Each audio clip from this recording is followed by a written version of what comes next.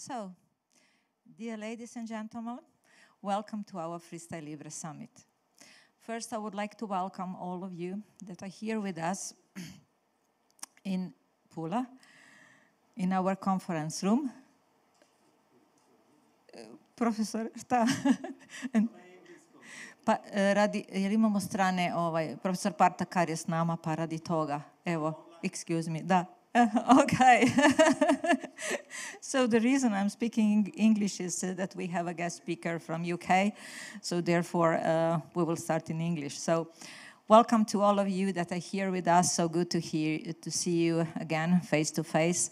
Then I would like to welcome to our guests that couldn't join us today, but are virtually with us. So it's so good that you managed to connect, so that to spend time with us. I would like to welcome all speakers. I would like to welcome Professor Rahelic, President of our Diabetology Board. And as well, it is my great privilege today to welcome our guest speakers. So to welcome Professor Tadej Batelino from Slovenia. Welcome, Professor. We are so glad to have you here. And it is my big privilege as well to welcome for the first time that is with us Professor Partakar from UK. So, what we can expect in the next 2 days. So I think a lot of latest news from area of continuous glucose monitoring, and as well sharing practices from 3 countries, so from UK, Slovenia, and Croatia. So the host or moderator of today's will be Dr. Mladen Grgurevic, and he will lead you through the scientific program. And I would like to take opportunity a few more minutes to share with you some insights on behalf of Abbott. So, we are all aware that basically healthcare sector really is facing a lot of challenges during the last few years, and how we think about it in Abbott is that basically the more we adapt today, the more we do, the more we stay ahead of health challenges in the future. So related to diabetes, unfortunately, we all know that diabetes is blooming, that basically almost 500 million of people suffer of any kind of diabetes. The forecast as well is not so good, so optimistic. So in the next 20-25 years, we can expect increase of diabetes for close to 50%. Hopefully it will not manage, but so far trends state this trend. And basically how Abbott responds to today's needs and tomorrow challenges is basically to merge, to join customer care and life-changing technology to improve patient journey and their outcome. So I cannot say how proud we are on our Freestyle Libre platform. And basically from the very first day, so this is the witness how Freestyle Libre system is perceived worldwide. We receive a numerous number of awards, and Dr. Fabrice Witkovic will tell us a few more words about it tomorrow. So the latest awards we got was for our latest generation of Freestyle Libre system. This is Freestyle Libre 3.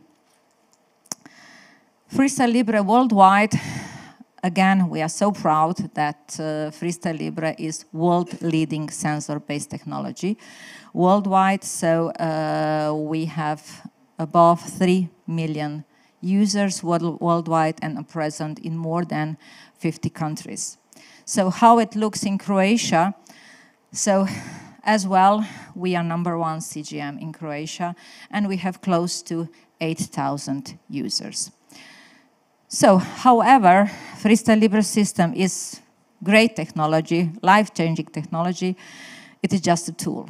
So, without leading of the side of expertise, of the side of diabetology, it will stay just a tool. So, We are really looking forward that today and tomorrow we will hear from you the latest insight related to self-monitoring, to continuous glucose monitoring, and experience from our 3 countries. So thank you so much. Warm welcome once again, and I will pass the words to Dr. Gregurevic. Thank you so much.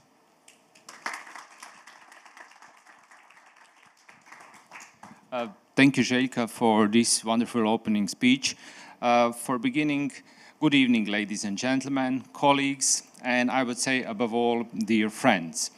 I want to also welcome you in behalf of my own, of course, and thank you that you find some free time in your busy schedule and to attend this interesting meeting about modern technology in diabetes. You know, modern technology changed all part of human work in last few decades, so also in diabetes. I will shortly represent your agenda of this evening.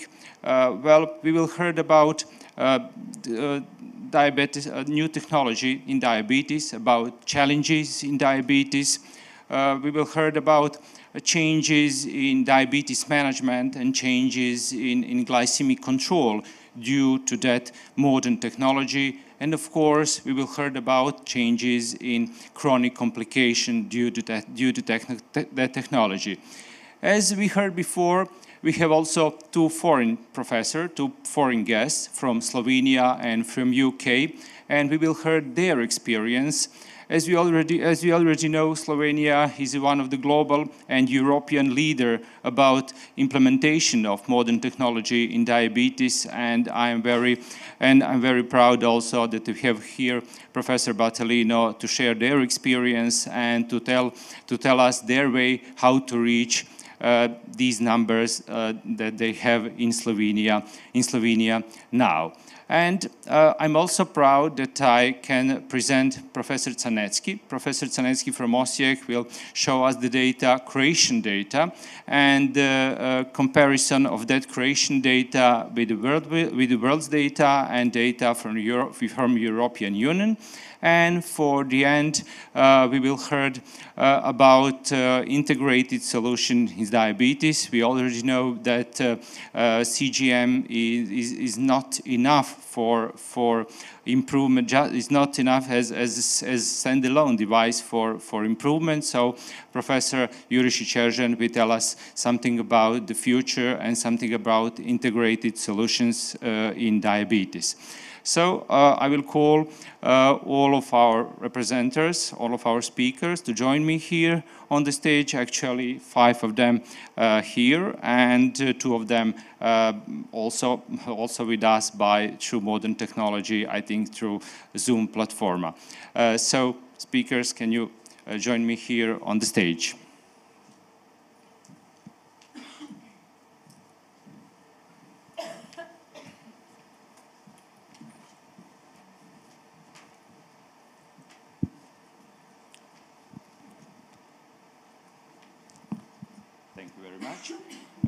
As I said before, this is technological evening, and we will hear about new technologies in diabetes, about new technologies, about the challenges of that technologies, and about the burden of the data that we collect from that technologies. We will talk Professor Dario Rahelic from University Clinic Vuk Vrhovac, Zagreb, Croatia. So Dario, please show us your presentation. Thank you very much, Mladen.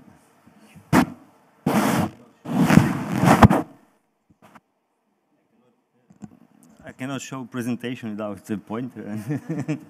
And so thank you very much once again, Dr. Gregurevic, and I would like to express my gratitude to Abbott Company for inviting us here to share our knowledge and our experience regarding modern technology in Croatia. And I'm proud to say that in Croatia we are one of the first countries in the region who had modern technology fully implemented to our people with diabetes, together with Slovenia, and I'm happy that our friend Professor Batalino is here with us, who will share Slovenian experience about diabetes and modern technology. When we talk about modern technology, of course, we would like, with technology, to improve the care of the people with diabetes, and we know that modern technology is very wide term, and we can ask ourselves, what does it mean for us? We know that modern technology can mean anything. Can mean this. Can mean television, modern television. Can mean electric cars. But in field of diabetes, what is really modern technology? Diabetes is a condition that ripe for application of artificial intelligence, and we know that Professor Batalino, as already Mladen said, and also Mrs. Bambic said, that Professor Batalino is a leading expert in the field of modern technology and artificial intelligence in the people with diabetes, together with colleagues from Israel and also with other colleagues from all over the world. So we are proud that he is our friend and he is with us again. So when we talk about modern technology and when we talk about also continuous glucose monitoring, we know that database can help physicians who are taking care about people with diabetes in their everyday clinical practice, but also it can help other physicians, other consultant to treat the same patient, far away from his home, far away from his office, and no matter is it in Croatia or he is visiting some other countries as well. On the other hand, data obtained from this level of the country and also region and world can help also in developing of new guidelines and also new treatment algorithm, but also pharmacoeconomic monitoring. So all the time we are talking about risk stratification and also personalized medicine, and I would say that with modern therapies right now and also with modern technology we are much closer to personalized medicine, and individualized or personal medicine is not future, is current perspective or of modern diabetologists. So we should focus on data measuring, and data measuring in the field of modern technology means also to see the report on the level of country, level of the region, and worldwide level. On the other hand, that can reduce cost of treatment with diabetes, and we know that in Croatia, 20%, right now even more than 20% of healthcare, total healthcare budget goes to treatment of people with diabetes. So from that perspective, it's very important to see the data and also to analyze data, and analyzing data can help us not just to save money of our national insurance company, but also we can improve the life of people with diabetes. So with that short presentation, I would give word to Mladen again, and to continue the presentations with other colleagues. Thank you very much, Dario, for this wonderful introduction speech about technology in diabetes and about challenges that technology brings us as healthcare professional, but also the challenges that they bring to people with diabetes, and of course, insurance company. After I forget to say that discussion and the question and answer session will be after the last speaker, Professor Dubravka Jurišić-Eržen. So prepare your question and make this evening even more interesting. After Professor Arahilic, I will announce Professor Maja Radman from Split, from medical school from Split. She will tell us about last meta-analysis concerning quality of life and concerning changes, improvement in metabolic control with people with diabetes and Freestyle Libre system. So Maja, please show us your presentation. Thank you, Mladen. Dear colleagues, dear friends, it is a great opportunity for me to be with you today in such a scientific atmosphere. So I would like to share some facts, very well-known facts about sensor-based glucose monitoring.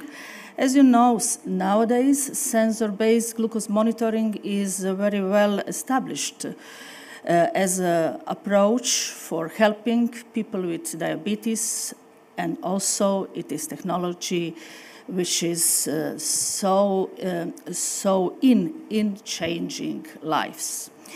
You know that from 2014, it was an important year in which in Europe was approved Freestyle Libre. Is growing body of clinical evidence, meta-analysis, real-world data about using Freestyle Libre system in patients with diabetes. And those patients are with type 1, type 2, adults or children and adolescents. So in the summary, I could say that we have noticed, all of us, that we get bettering in HbA1c, with reducing HbA1c, with reducing level of hypoglycemia, with increasing time in range. But also there are some other very important effects on chronic complication, on reduction of hospitalization, reduction of ketoacidosis, but also effects on quality of life. It is important for us, for clinicians in daily practice. So I would like to share with you some just recently published results like this from Netherlands, where 2 years using of flash glucose monitoring was associated with sustained improved or glycemic control and also quality of life. So after 1 year in Netherlands study, participants were asked to take Freestyle Libre for another year, and they continued in using. It was 26 participants, and only 24% stopped earlier. After this period of first 1 year and then 2 years, they noticed that HbA1c decreased, that quality of life improved, and also there was a difference between those who use Freestyle Libre and others who stopped in hospital admissions.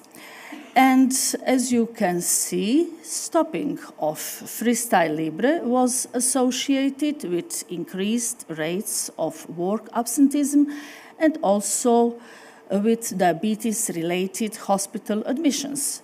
It is very important for us, and this is one very financial also relevant effect.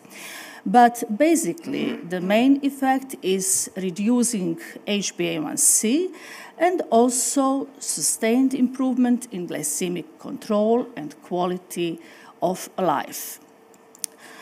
Colleagues from our colleague Evans and his colleagues, they published on latest ATTD data based on 75 meta-analysis with more than 30,000 participants and with Freestyle Libre.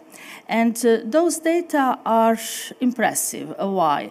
Because they noticed a very rapid effect in first 2 to 3 months for users of Freestyle Libre. And later, they also showed that there is identical pattern if we compared type 2 and type 1. So this kind of changes in HbA1c is relevant for both types of patient. And it is also important for all of us that reduction in HbA1c is sustained for longer period. So this kind of study show us impact for long-term effect with using Freestyle Libre. In conclusion, I would like to say that Freestyle Libre is suitable and also safe in daily practice, but maybe it is much better to say it is a life-change technology. Thank you.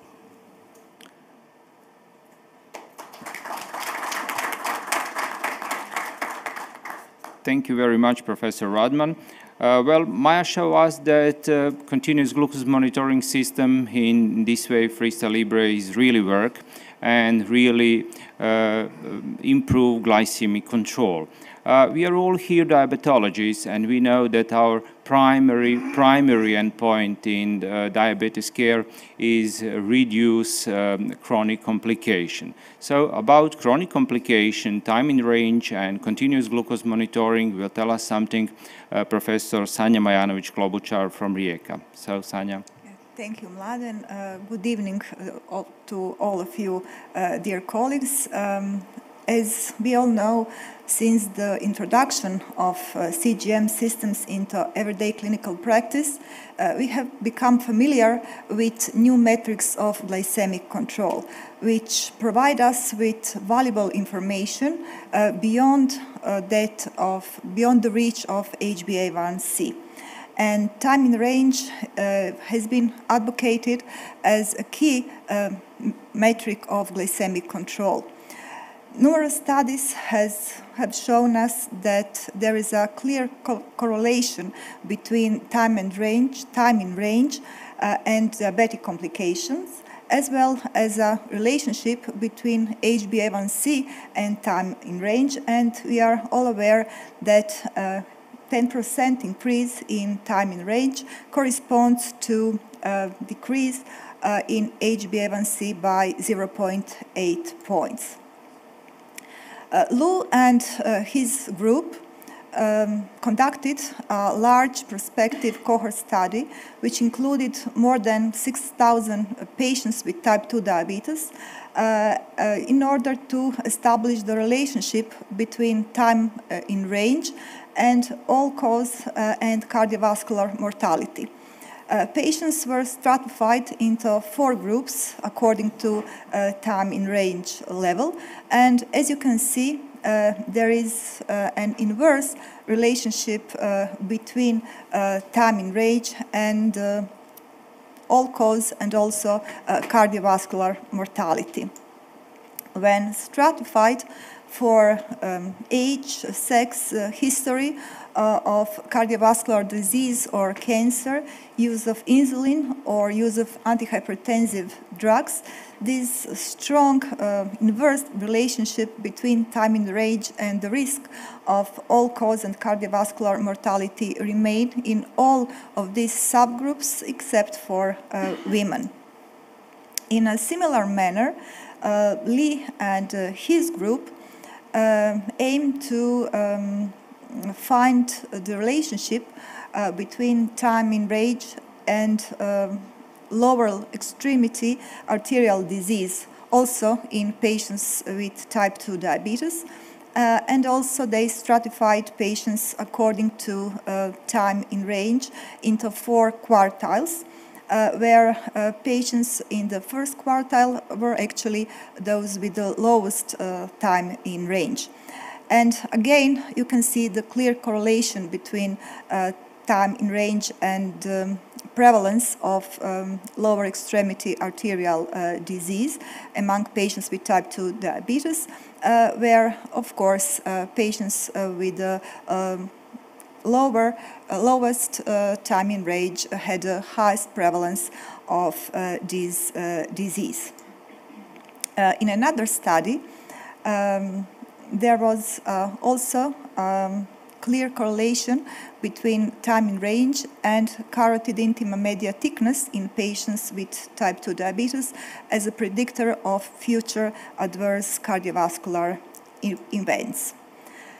And according to Maeda and his colleagues from Seattle, it seems that time in range may better capture the risk of diabetic complications in patients with chronic kidney disease, including diabetic neuropathy, in comparison with HbA1c.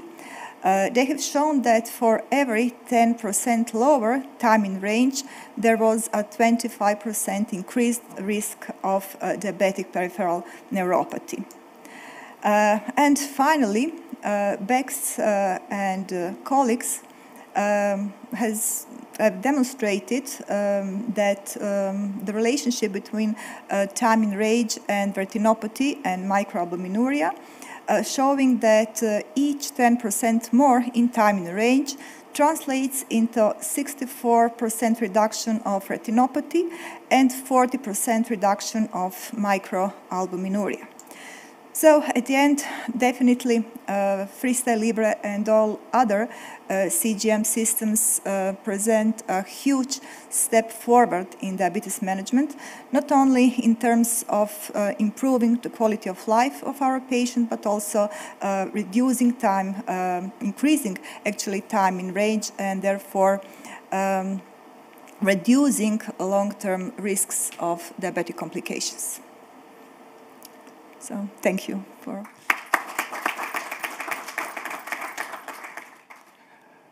Thank you very much, Sanja. So we heard that the new technological solutions really works, really reduce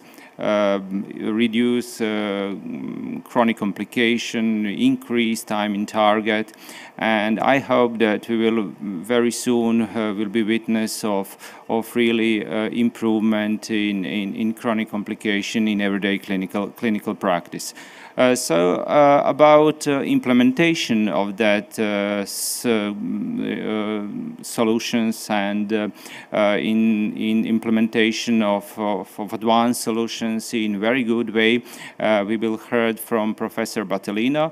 As I said before, Professor Battelino comes from Slovenia. Slovenia is our neighbor and also is a leader in modern technology in diabetes, especially diabetes type 1. So Professor Battelino, show us and share with us your experience and maybe tell us some advices how to be good as Slovenians. Yeah, so thank you very much. I saw Parta. So Parta, hello if you see us. So good to see you. What I wanted to share with you actually is a little bit news from this year and then cost effectiveness. I think we don't speak enough about this, and I think it's hugely important because we keep hearing how expensive this was and how difficult it is to finance. And then, of course, I would like to focus on type 2 diabetes because pretty much type 1 is solved as far as the current technology. Perhaps 2 examples of personalized care, and then perhaps a little bit about Libre 3. So news. So this is news from pediatric world, comes from Kingdom of Saudi Arabia. It's 1,300 kids. As you can see there, actually, the mean A1C is terrible. And these people have first amputations when they are 23 years old. So Libre did a lot. Actually, in 9 months, you see a reduction of on average of 1.7% in A1C, which of course is an enormous difference. They're not there yet, but just an example in a society that's perhaps more challenging in many ways to implement technology. Libre worked in this 1,300 population very nicely. And this is the same study, even just I'm separating here from events from this year. I'm separating actually type 1 and type 2. And please note that the significance is for both, so short term and longer or medium term, I should say, for type 1 first line and type 2 second line, very high significance in the change in A1C when you compare actually before and after the initiation. So, the message that is continuing actually from several different environments. And what is also well known in this technology, and I think it's important, is that the higher the initial A1C, the better the outcome. So we shouldn't discriminate people with very inadequate control, say, la, it's not for you. No, no, it's the opposite. So the more a person is disadvantaged, the more he's in trouble with diabetes control, the better will be the outcome when we start Freestyle Libre on this individual. You've seen the adult part of this study by Evans, but there is also a pediatric part of this study that basically looks the same, as you can see here. Of course, kids depend on parents more or less, but there is still a prolonged improvement in A1C, as you can see on the right-hand side of this graph.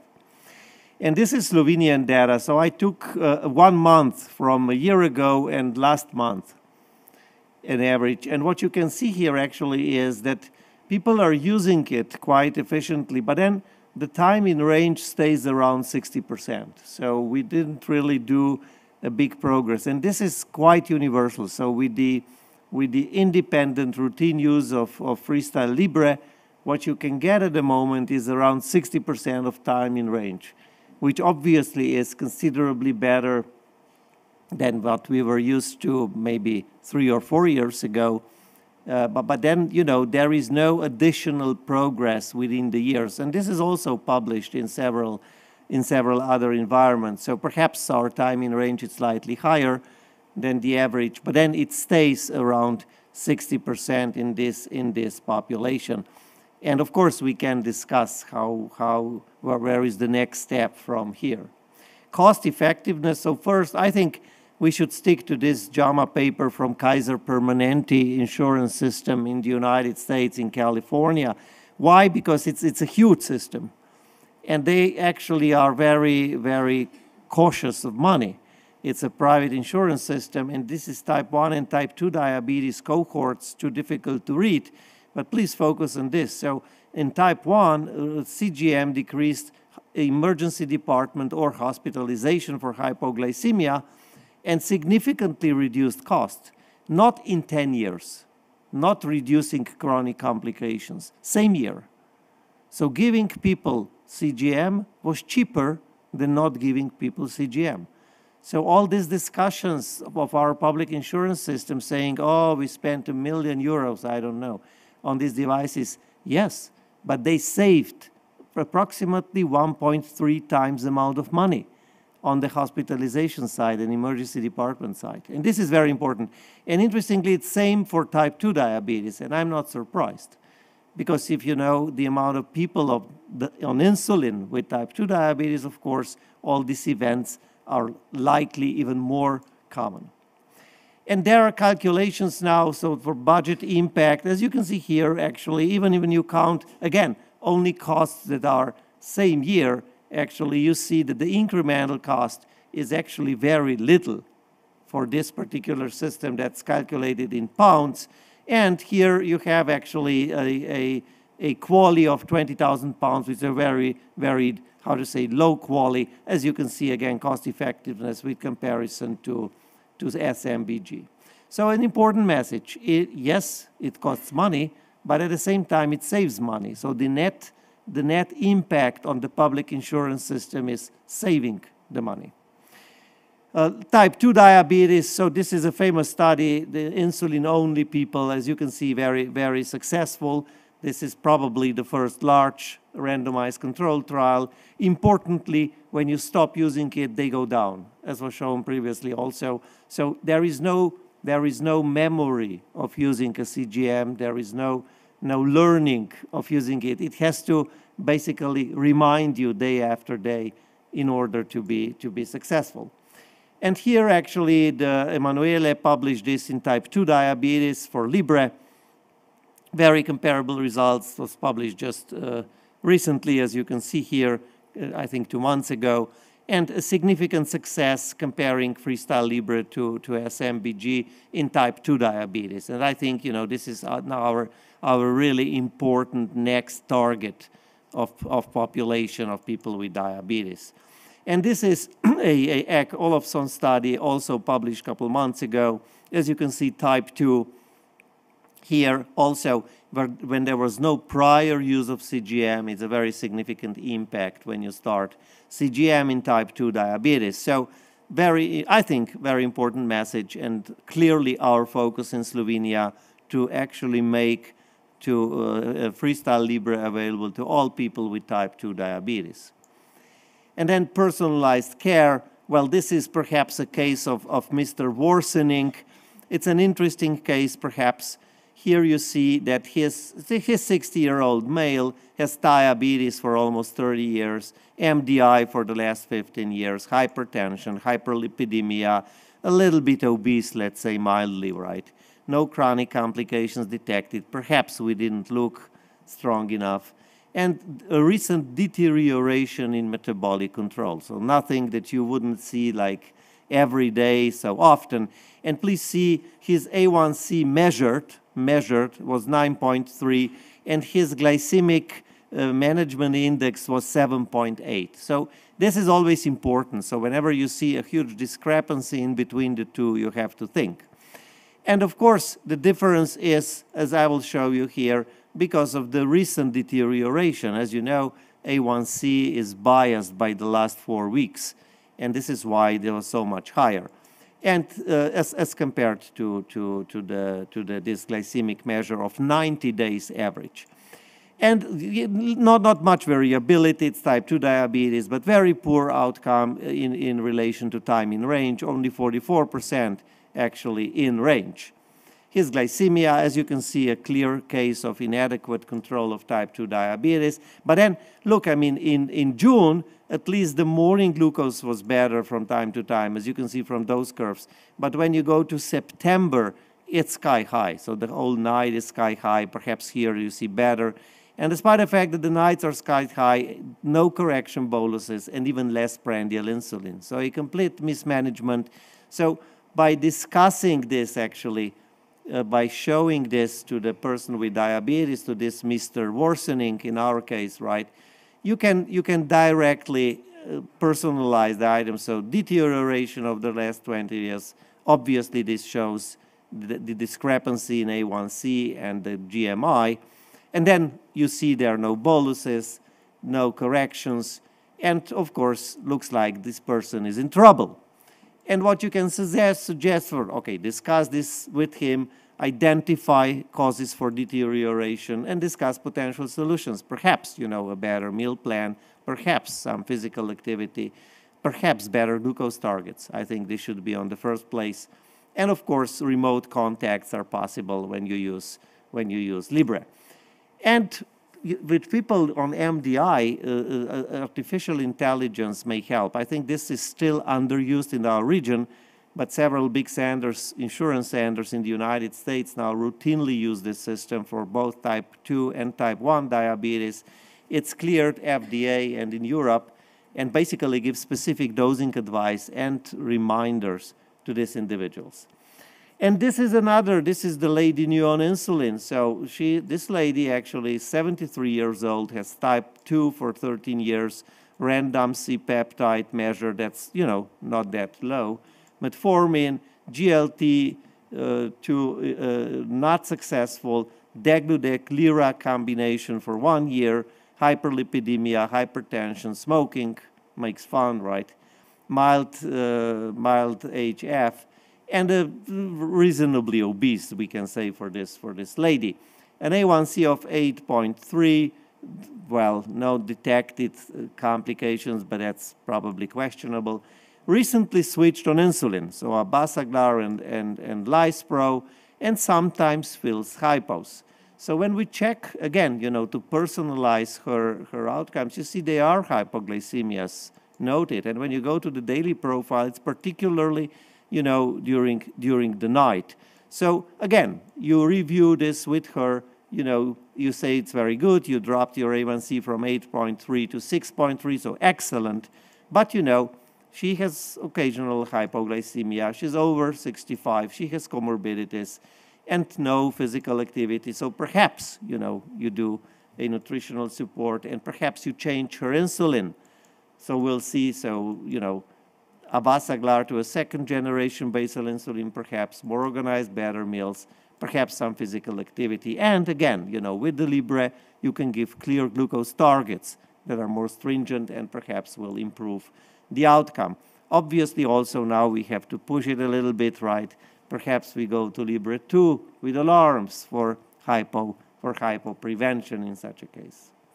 So what's with Libre 3? So this is actually a real-time CGM that is becoming available. It's nice. It gives you the opportunity of connecting both, you know, this individual with diabetes to the healthcare system and also to the family. So there is a family sharing option here. So, you know, you see it on your mobile phone, there's no receiver. You see it on the Libre View for connection, and, you know, you have the Libre link up for your family and for your notifications. There is actually a nice way to get the overview when it was used and how it's used. This is a very recent download from March of this year, but then the rest is very similar. So here you see a download also from March, where the hypoglycemia part is quite important. So again, an opportunity for personalized care.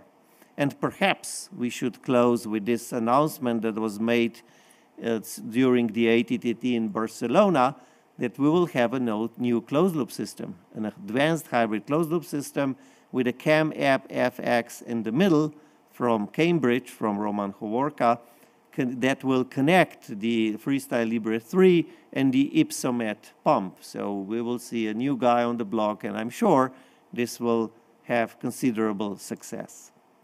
Allow me a couple of conclusions. So Freestyle Libre is effective in type 1, we know well, but also in type 2 diabetes, which should be a message for tonight.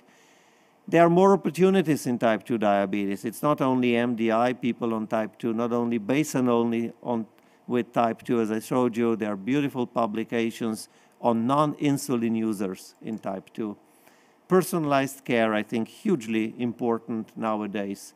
Freestyle Libre 3 with a real-time CGM is on its way, and it will even be connected in a CAM-app FX in an advanced hybrid closed loop. And with this, please join us in Berlin. A lot of new data also from Abbott will be presented, and we are looking forward to it. And you know our team, they have to work while I sit here with you in this beautiful hotel. And thank you very much for your attention.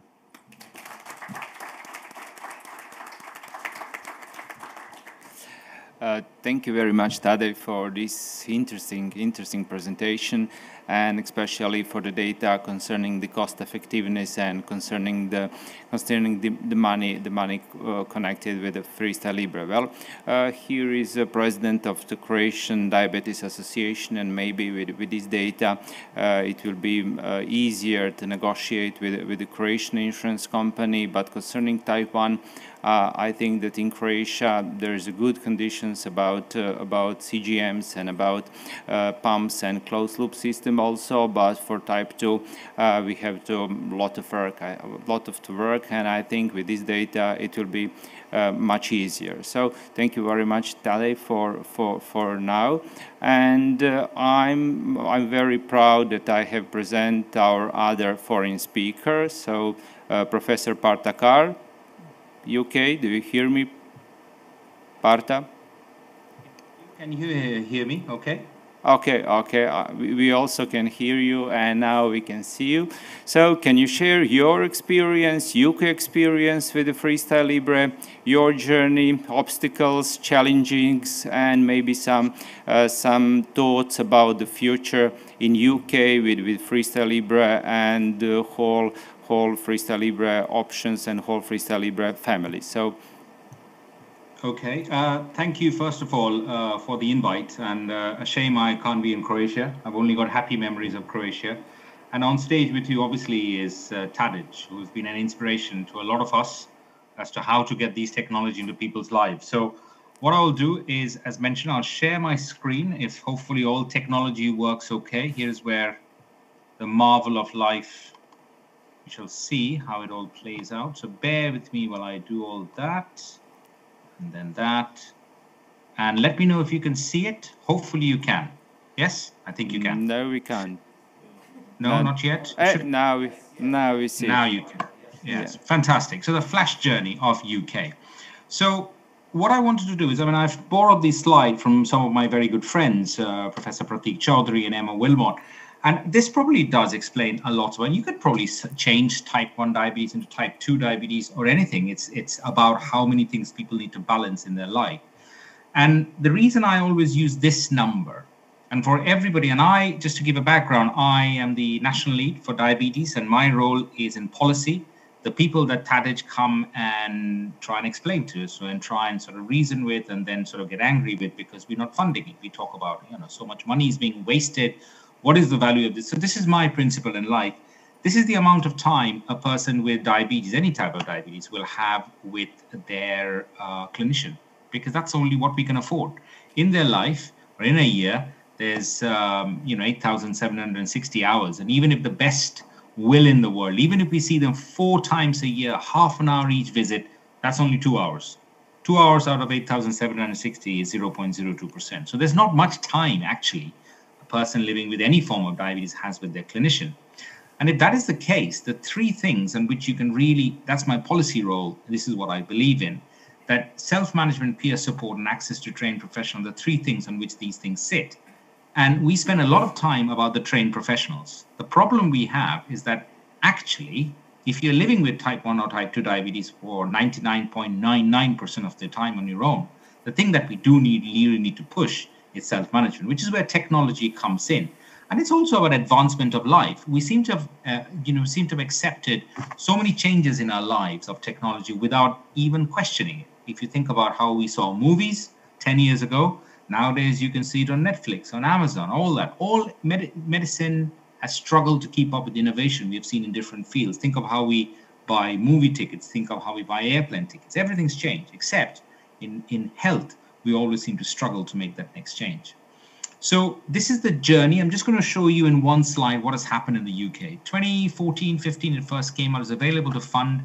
Then you had the impact randomized control trial, and we started the journey in 2018-17 onwards, whereby we had lots and lots of, and I'll talk a little bit about it, and as to, this is in short a graph which shows how much and where we have got to, but I'll share the journey as we go along.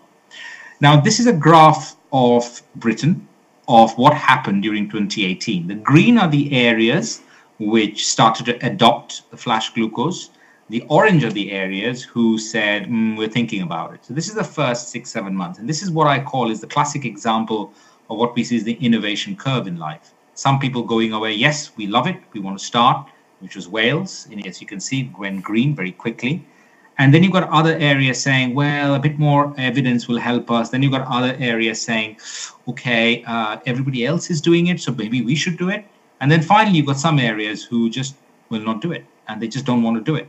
So when we got to this position, what we had to do is sort of say, well, how do we then change things going forward?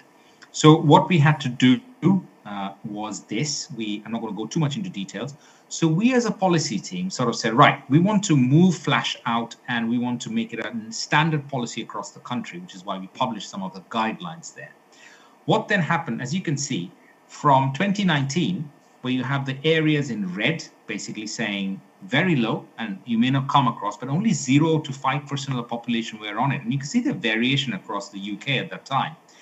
And then in September, by September 2021, we had 50% of type 1 diabetes already on it. So the most recent data we have, which is till the end of March, has it at 65%. So 65% of our type 1 diabetes population now are on flash glucose monitoring. If you then add in some of the other CGM existing, we are nearly at 75%. So huge numbers, huge progress through the country. But that's the sort of thing which we talk about and we say, well, that's all very good. That's all very nice. Things have improved. Access is improved. But as a policy, you want to know, well, what has it changed as a country? So we actually collected data with the help of the Diabetes Technology Network. We said, right, let's do some real world data collection. While we all have all these trials going on, obviously, as you know, the Flash UK trial has come out with some really, very strong positive data and randomized control setting. But we also collected a lot of data in the real world setting. And what we showed was very simple. It does what it says on the tin. If you use this device, this is what happened across the country. Your hypoglycemia rates went down, your paramedics and the ambulance calls went down, your hospital admissions went down, your diabetic ketoacidosis went down. So that was really encouraging and what we wanted to see. And then, of course, we want to see HbA1c, and you can see HbA1c also dropped across the population.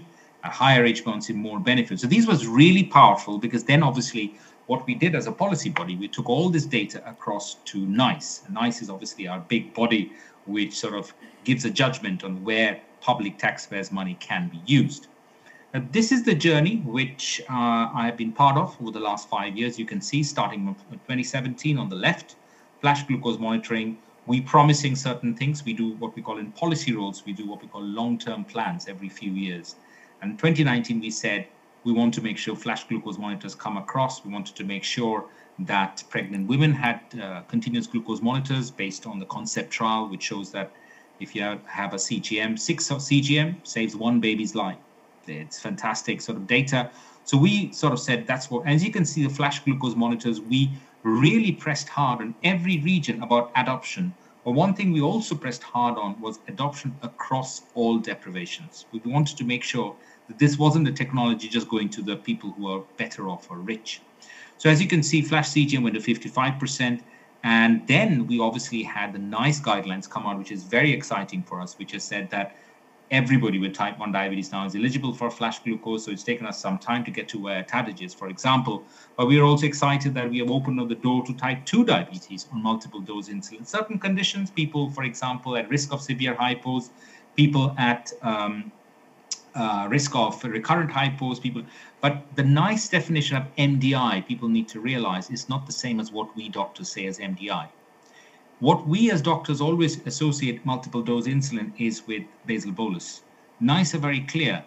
It is basically any insulin more than once. So any insulin regime which you use more than once, even if it's the same insulin used twice, even if, for example, you Levemir twice daily, you qualify. So a big number of people opening up. And obviously one of the exciting things we've got a nationwide trial, which is just about wrapping up real world data trial on closed loops. That's going to go to NICE. And as I said, at the end of, here we are in 2022. So it's been a very successful journey for us going forwards. And I talked about the deprivation, because that's very important as we go forwards, is that we need to, because you always hear that from policy people like us, oh, this technology is all very good, but why are we just making something which makes the good a little bit better? What about the people who are really deprived? And I think what we have tried to show, as you can see in different parts of England, we've tried to say that, no, we can do this across everybody. It's about changing the tactics as to how you offer people education. Doing it in one style is not going to work. So the people who are struggling with money or ethnicity, etc., then you have got to have different tactics. So closed loop, that's what we have also committed to. So that's coming through. And I've been very clear about the journey of type 1 diabetes. For me, there's only 2 steps. When you're diagnosed with type 1 diabetes, you should either have a CGM or a flash. And the market is incredibly shifting. You've heard about, obviously, Libre 3, Dexcom 1, everybody's coming out with different things. And then the exciting bit is that if the CGM or the flash is not good enough or it's not working for you, it could work for a lot of people, then you should have the option of linking it with a pump. And you've obviously, Tadej again mentioned, the more exciting is the new players on the block. It's not just 1 or 2 companies. I've got so many companies, everybody trying to connect with each other. You've also got the connected pens talking to the sensors. I think it's an incredibly exciting space. And I go back to the slide I mentioned about those self-management, peer support, and access to trained professionals. Think about how all this helps. So self-management, if you can see your data, you can see it's not rocket science to say that improves your control. You feel better, your control improves. And trained professional, I think as clinicians, it's really changed my own clinical practice, because you can do so much more better work with all the data and everything. So I finished with this, and I really believe in this, and we have been quite fortunate to have some amazing colleagues across the board. So we worked with specialist organizations, specialists really passionate, as I said, Emma and other people, Pratik, Lala, all those individuals. We worked with our local policy teams. We have had a national policy role. We work with patient organizations, but we have come a lot in long distance. So that's been quite exciting for us. So that's the UK experience, all positive, and we shall see where we go in the next steps. So that's me done. So I'll try and unshare my screen if I can.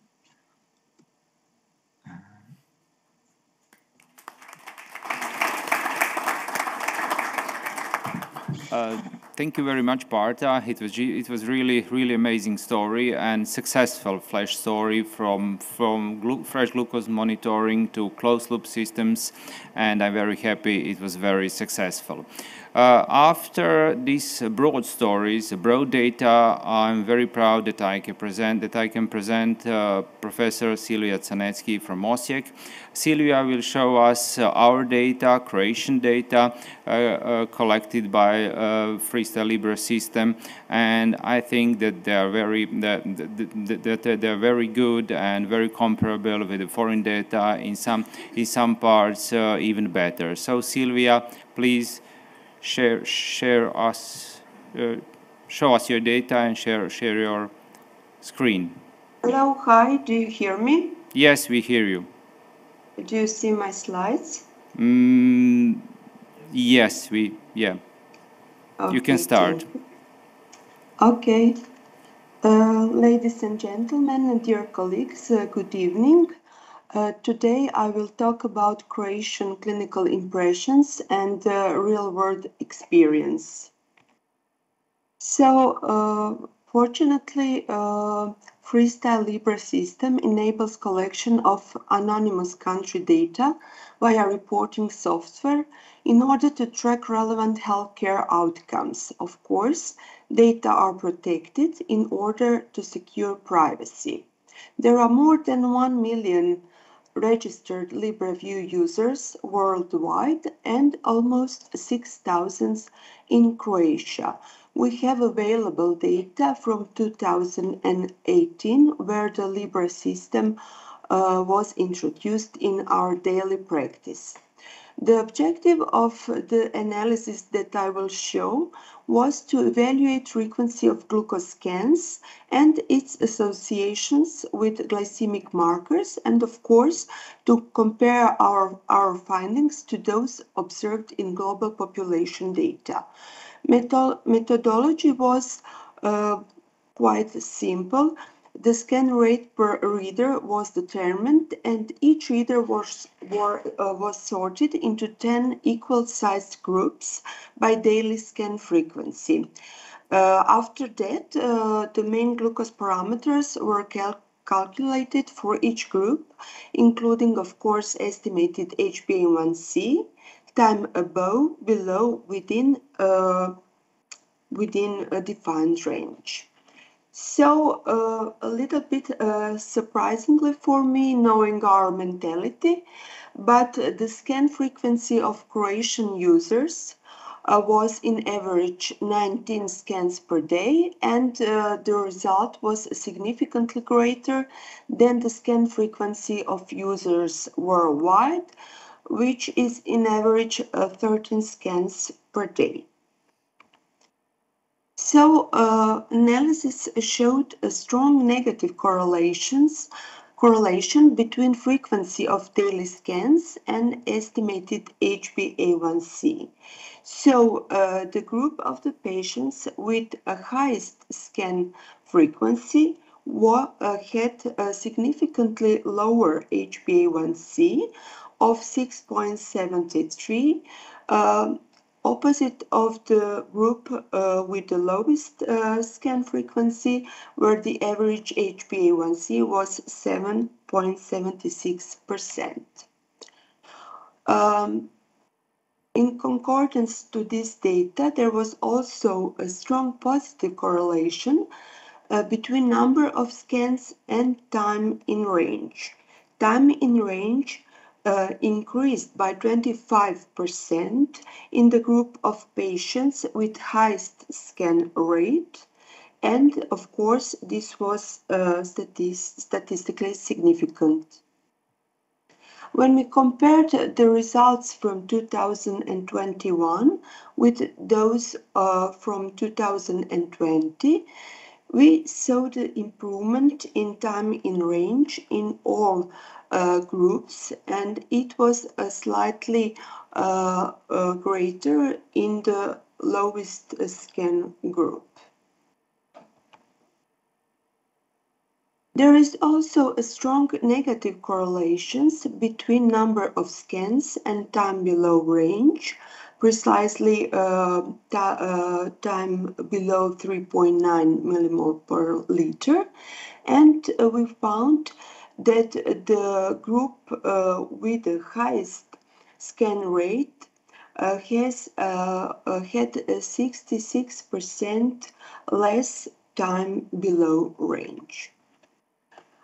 When we compare 2021 and 2020, we also saw the improvements in time spent below range in all groups. Are the data that I presented had some clinical impact? It is the most important question. Well, current data confirming reduction in emergency care intervention due to hypoglycemia. Over the 3 years comparative period after Freestyle Libre reimbursement, number of emergency care intervention cases in patients with type 1 diabetes decreased each year compared year by year, and in the last year there was a significant decrease of 12%. Also, over the 4 years comparative period after Freestyle Libre reimbursement, number of hypoglycemia-related hospital admissions in type 1 diabetics also decreased each year compared year by year, and in the last 2021 there was a 4-point additional decrease. This data showed that the reduction in hospitalization due to hypoglycemia is correlated with number of Freestyle Libre users among patients with type 1 diabetes. To conclude, data obtained by evaluation of Freestyle Libre usage in our type 1 population showed significant improvement in diabetes management of our patients. Freestyle Libre users in Croatia are well motivated in diabetes self-management. We can discuss later about the reasons for this. And Freestyle Libre system provides a comprehensive picture that enables patients and also healthcare providers to make data-based diabetes management decisions, resulting with reduction of hospitalization and emergency care intervention caused by hypoglycemia. There is also additional educational value of Freestyle Libre system, which show consistent improvement in glycemic parameters over the years. Thank you for your attention.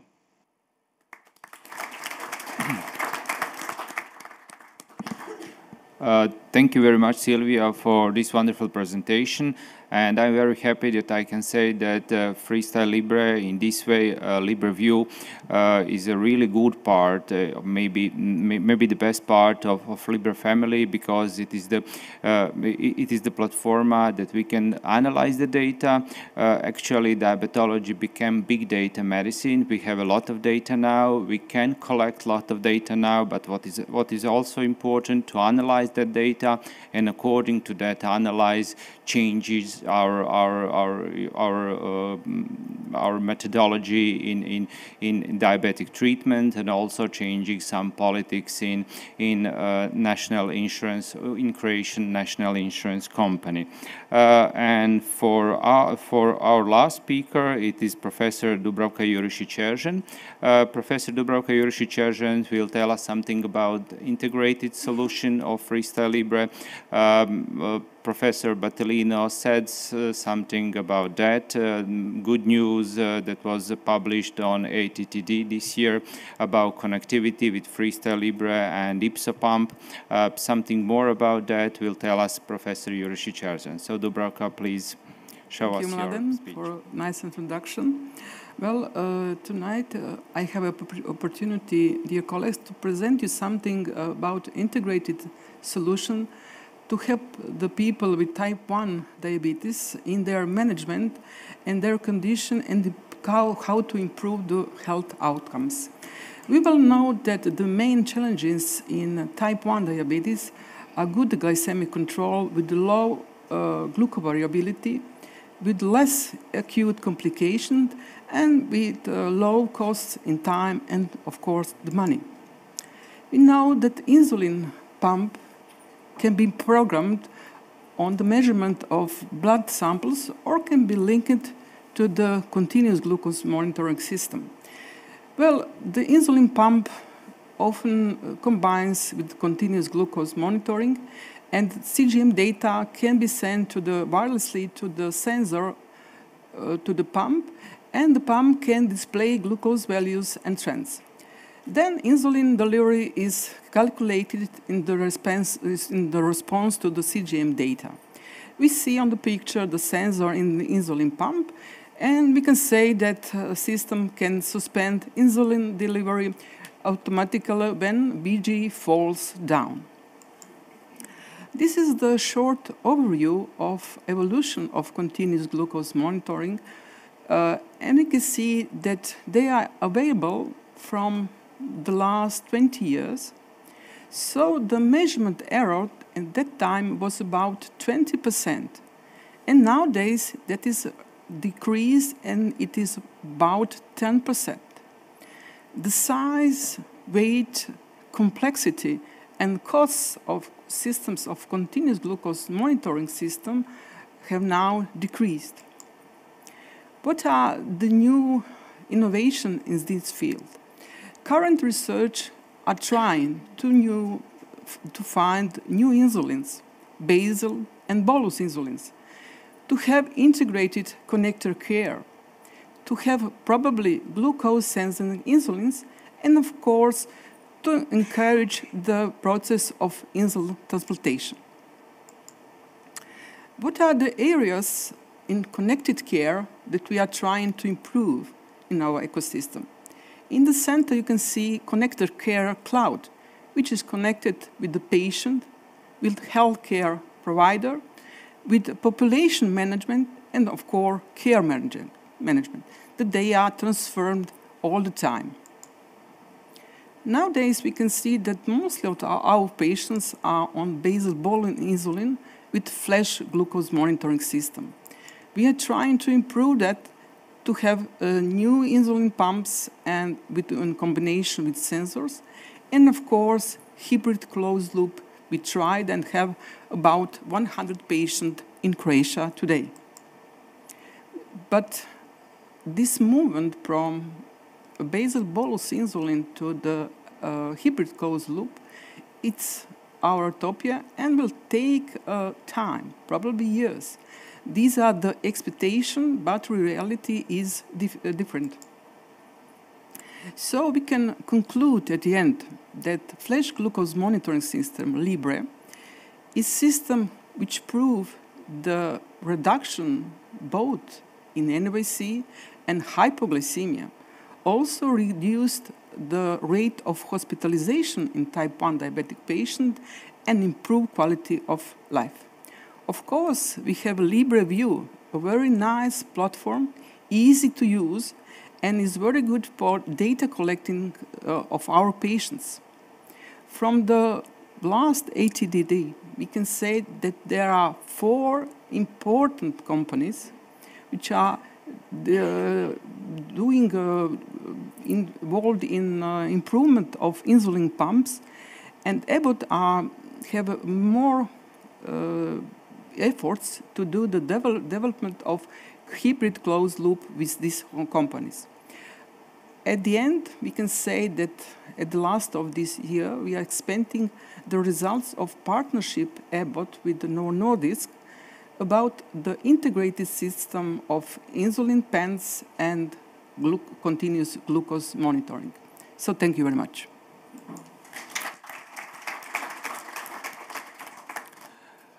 Thank you very much, Dubravka. It is obviously that integrated digital solutions bring better future for both of us, healthcare providers, and for people with diabetes. This was our last speech. So after that, now I will open discussion, if you agree with me. Dario, you started this session, so I will start with you about discussion. So we heard a lot about modern technology, and we heard that modern technology changed diabetes. So can you tell us what is the major changes in healthcare providers, people with diabetes, and insurance companies? There are obviously three of them are connected, and definitely these data analyses and change three of them. So in what way? Yeah, thank you very much for your question. Yeah, you're right. The modern technology changed a lot in the life of people with diabetes worldwide and also in Croatia. And I'm proud to say, as a Croat, that people with diabetes right now, with type 1 diabetes in Croatia, have opportunity to have modern technology and use modern technology to achieve better glucose targets and also higher time in target value. But still, the main problem is because we have three different perspectives. We have a perspective of people with diabetes or person with diabetes. On the other side, we have a perspective of us, physicians, who are taking care about those people, and also healthcare or stakeholders. It means Ministry of Health and also the insurance company who has to pay that. So insurance company has to pay, and if they really believe it is helpful, not just in measuring of quality of life, because they like to measure quality of life. It's nice to hear that quality of life of people with diabetes is better in Croatia than it was before. But at the end of the day, what is the final outcome and what is the real measure of good glycemic control and the real impact of modern technology in the everyday clinical practice? From that perspective, we have to analyze data, and that's the reason why LibraView system is a great system which helped us to analyze data. Because if you have good experience from your outpatient clinic, if Sanya has the very good from her clinical practice, Dubravka or Maya or Tadej or myself, if we have good experience, it doesn't mean that it's worthwhile. Yes, it is. Yeah. It is, and, but Tadej told us it's even cheaper to use CGMs than to don't use. So it's really correct. But how he found it and how colleagues from other countries, including UK and other countries, decided to use that, because they analyze data. That's what I wanted to say. There is no doubt that modern technology, flash glucose monitoring, helped us to achieve good and better glycemic control, and also better quality of life of people with diabetes, with no test strips and with no needles and no other things. But also, at the end of the day, outcome measures or measuring outcomes is the most important from the perspective of stakeholders. Yes, and from the perspective from healthcare providers. Yeah, of course. Yeah, thank you very much, Dario. So today, Slovenia is a role model for a lot of European and world countries according to technology and implementation of technology. Can you tell us something about that? Can you tell us main obstacles in the past with that implementation, and maybe the major challenges in the future with implementation of modern technology in your perspective as a Slovenian expert? Thank you very much for this. I really liked what Parta showed everybody. So basically, it's a change in the society rather than only in diabetes, because for many years, you know, nobody really believed diabetes is an important disease, right? It became important when the cardiologist had to put a stent in a person, yeah, or surgeon had to do a bypass or an amputation, then it was important. But before this, it wasn't. So we needed to find the value in managing glucose, basically, and preventing all this. So this is how I would put it. And now with this, large systems, when they demonstrate that the approach with technology is money saving, for some reason they prefer money than well-being of people, but this is the way it is for centuries.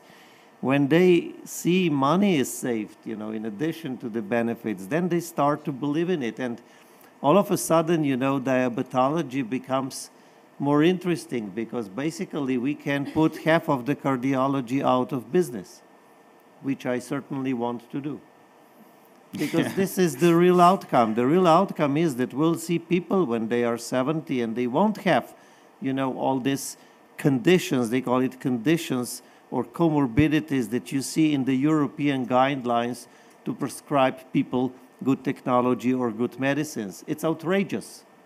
All this should be prescribed before all these complications are in place. So I believe it's a really change in society, and perhaps even in philosophy of how we treat people that have a chronic disease that is progressively detrimental unless we do something. This is the way of thinking that I actually try to follow. And we have if you want, a coalition. I mean, Partha is a very strong part of this coalition. His voice from a large system that was so successful, and his team and other countries. We hope to get very nice data from France. Never forget France. I mean, they have a very interesting, social security system with very good statistical overview of it. And they will show long-term outcomes, and they will show mortality. They will show. So this is the kind of thing that I believe moves really finally the society, and what is then reimbursed, and as Partha said, where the systems want to invest their money. Mm-hmm. So thank you. Partha, can you tell us something about Libre 2? You have experience with the Libre 2 in UK, about switching from Libre 1 to Libre 2. Are there any some different indication for usage of Libre 1 and Libre 2 in UK? We don't hear you, Partha. We still don't hear you.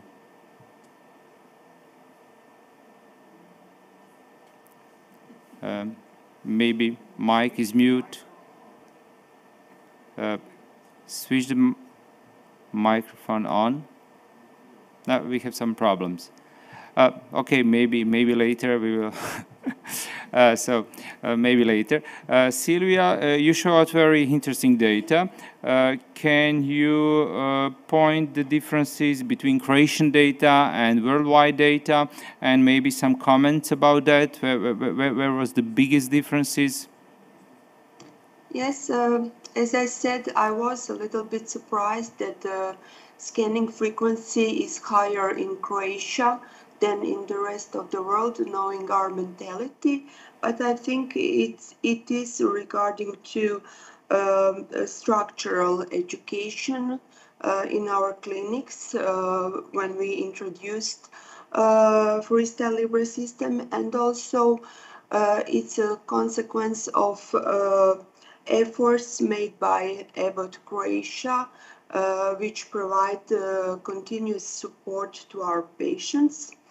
I think this tool is really great in some kind of biofeedback. We saw that even we have the same frequency of scanning through the past few years. There are at the same time continuous improvement in glycemic metrics. So I think it is very important to try to personalize education in our patients. Now we are at the end of one of our study, regardless the personality traits and usage of new technologies and glycemic control. I think it is also a very important part. And of course, at the end, this is a valuable tool to show the improvement in acute and also in the long-term chronic complications. And so we have a really good arguments to talk with our national healthcare insurance to provide broader use of this system in, I hope, type 2 diabetics. Yeah, thank you very much. I think that the education and motivation of our patient is very important, and I'm very proud that Croatian patients are very motivated and obviously well educated. Barta, can we try again maybe? This time we still don't hear you. Can you hear me now? Yes. Yes. Okay. Yeah. So as far as the Libra 1 and 2, we have stopped making any distinction. So for me, what we have said is that I see it as a progression, if that makes sense. It's a natural evolution of a technology was moving from, non-invasive glucose monitoring to something with alarms on it. So all my personal patients have all switched to Libra 2. Mm-hmm. And over the course of time, a bit like an iPhone, isn't it? You're moving over from your iPhone 10 to your 11 to your 13, and that's how it works. So as far as I'm concerned, Libra 2 has been... I think the message that I want to give across is, apart from all the data, apart from all the things and everything you see, as a clinician in my career, I haven't seen anything that's made this level of impact on people because they come back. And I think the biggest response you find is not just from patients, it's from our GP colleagues. And I think it's important to understand in UK, GPs very rarely do a lot of type 1 diabetes care because specialists do it. But what they're seeing for the first time is these patients coming back with really big improvement in their HbA1c and just happier. And that has the change of society that Tadej mentioned too. So they're seeing an intervention that works. So to your question, when we ask our GP colleagues about Libra 2 switch and we say it's got an alarm on it, which will tell you about highs and lows, it's just picked up with so much more enthusiasm and energy. So I've only got positive things to say about the innovation that's happening in this world, and I'm a big fan of it. So thank you very much, and we are actually waiting Libra 2 and maybe Libra 3 in Croatia in some near future.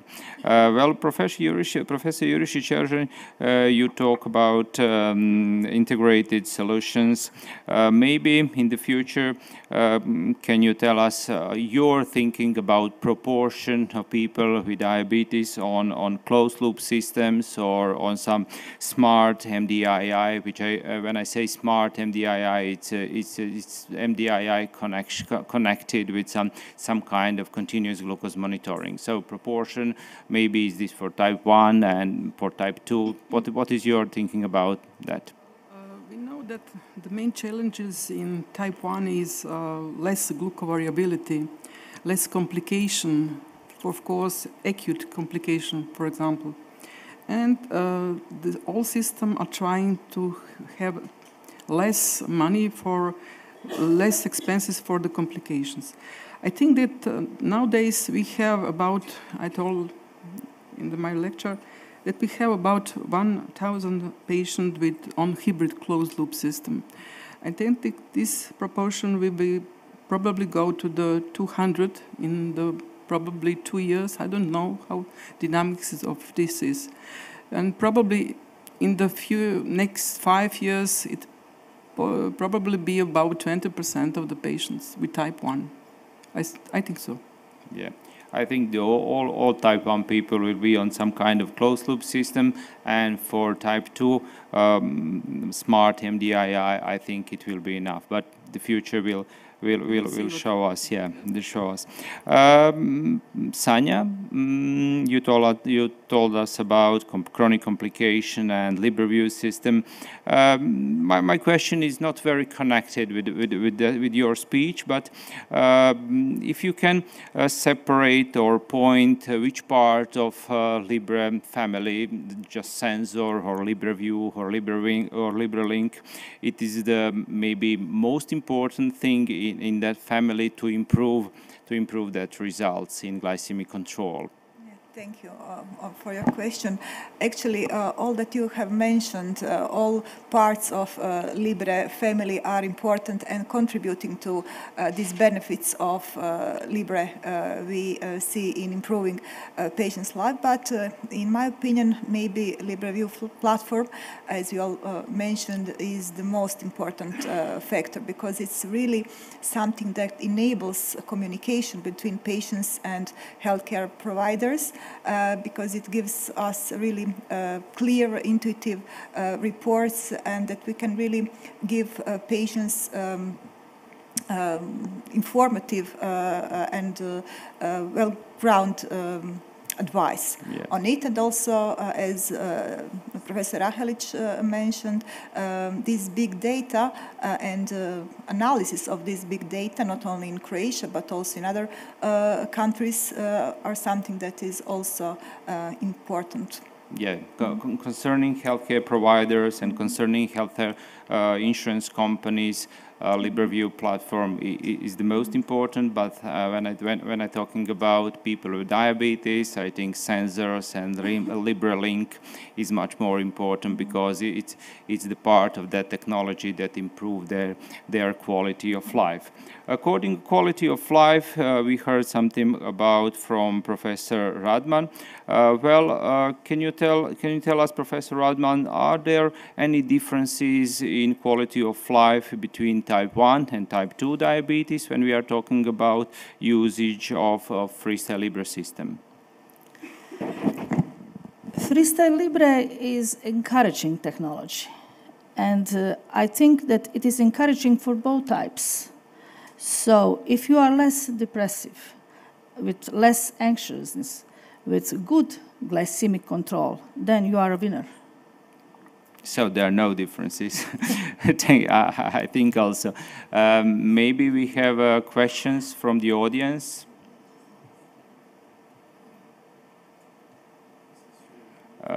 Yeah, we have actually 2 questions, I think. Professor Metelko.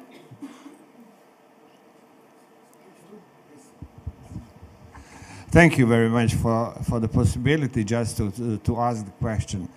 The first one to the whole panel is actually, do we see the relationship between 24-hour scans with treatment intervention during these 24 hours? So that's one point. And the second point is that if we have really intensive oscillation of glucose, but inside time range, decided time range between 3.5 and 9.5, do they change? Are these figures the same as the straight line during the 24 hours, if that actually exists at all?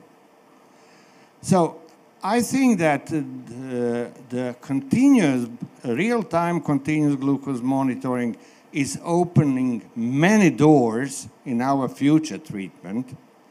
But we have to have in mind that new Formula One, without motivated and educated person who would drive it, is actually impossible.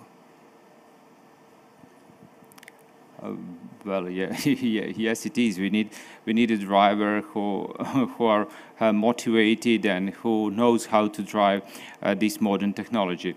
Concerning your second question, we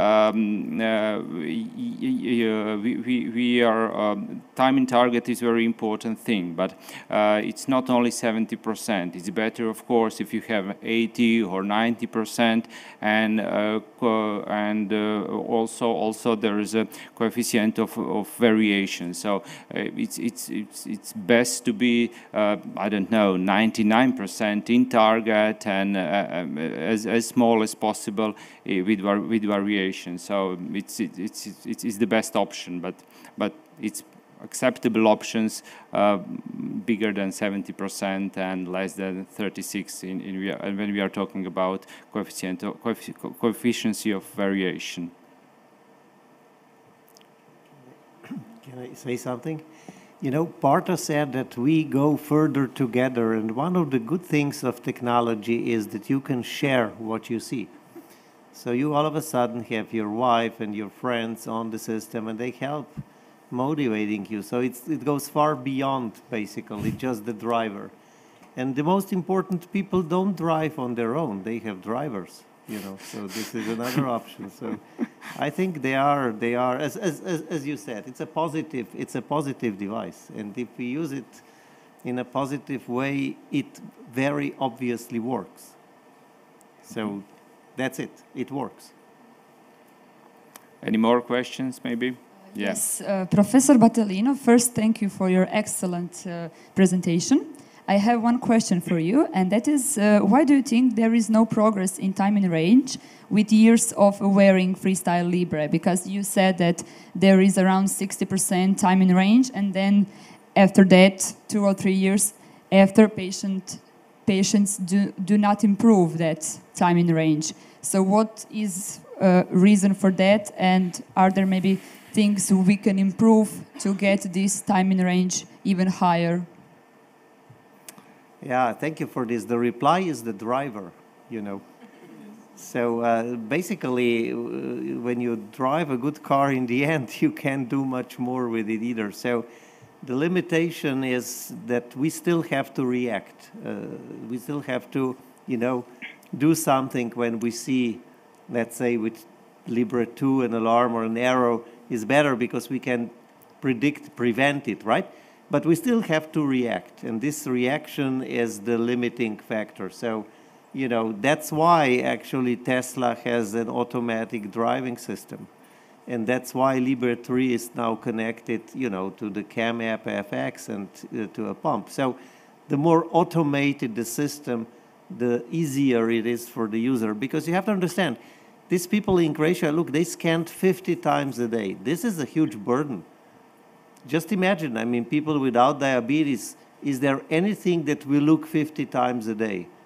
Mobile I mean, phone. not even in the... WhatsApp, mobile phone. Right, mobile phone, but maybe even 50 times a day? Yeah, maybe 100.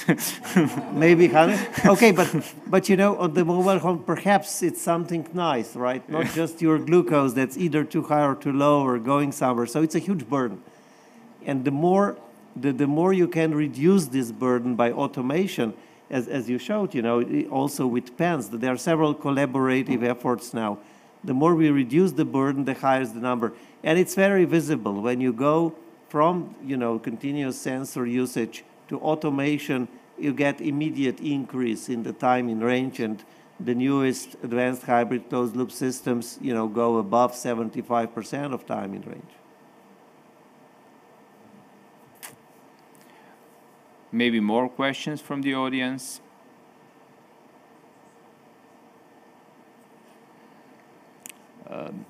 So if no, I will close discussion, and I will close this wonderful scientific evening. Well, we heard today that Freestyle Libre flash glucose monitoring system really works. It really reduces burden. It really increase time in target, really increase glycemic control, and reduce chronic complication. And I think it's very important. Type 1 diabetic people are at the moment are fully covered with this kind of technology. And I think that our effort in the near future or in the future have to be to implement this technology among people with type 2 diabetes. And I think it is very important because when we are talking about numbers, we all know that much higher numbers of type 2 diabetes, even 10 times higher.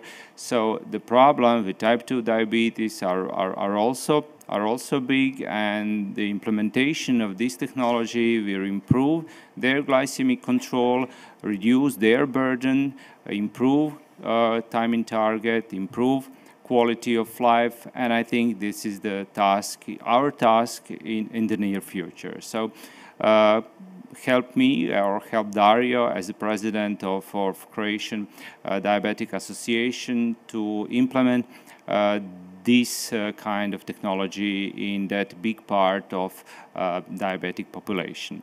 So thank you very much for today. Parta, big greetings for Croatia.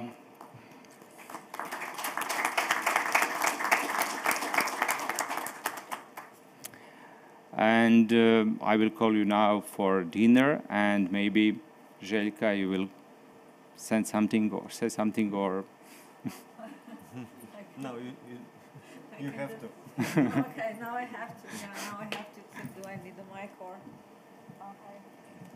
So I would really like to thank you all for great preparations, really for exciting lectures, so for sharing the insight and experience. So from Slovenia, from UK, and most of all, I have to say that I'm very proud to the results that we have in Croatia. So that we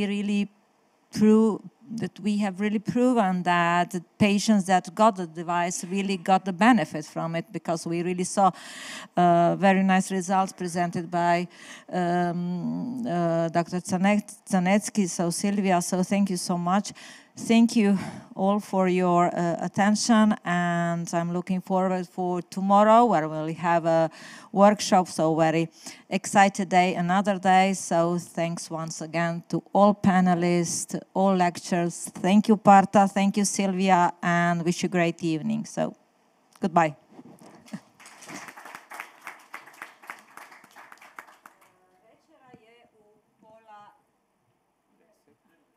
Sad malo smo odužili. Jel' pola